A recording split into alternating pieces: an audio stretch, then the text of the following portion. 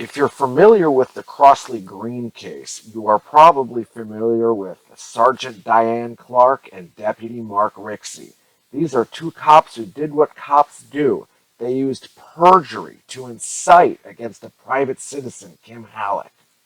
When Kim Hallock called 911, she was emotional and crying. She told police to please hurry. She told police her boyfriend had been shot in the woods off an unmarked street where she had never been before. She was told to keep her head down while she was driven there in the dark. At a deposition in 1990, back when it happened, Sergeant Diane Clarke described the area where Chip Flynn was found as a confusing maze of unmarked dirt roads. Back in 1990, Sergeant Clarke swore she never saw Kim Hallock in her life and would not even recognize her. At a deposition back in 1989, Deputy Mark Rixey said he also never saw or met Kim Hallock. When they found Chip Flynn, he had been shot an hour earlier and was minutes from death. If Chip was still lucid an hour after being shot and only minutes from death, then he could have stood up and walked out of there right after being shot. But the police later said Chip appeared to have not even moved at all.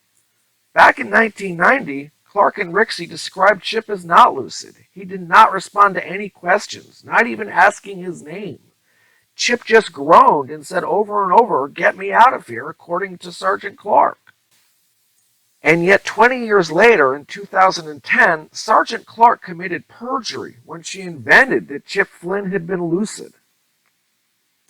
20 years later, in 2010, Deputy Rixey straight lied that Kim seemed emotionally detached and did not ask about Chip. In reality, the time it happened, Rixey said he never even met Kim, and the 911 call showed she was very emotional. Deputy Rixey also lied about Kim when he said in 2010 that Kim gave the wrong location twice. In reality, Kim made clear Chip was out in the woods, and Kim did not claim to know exactly where it was or how to get there. She'd never been there before and was driven there in the dark with her head down.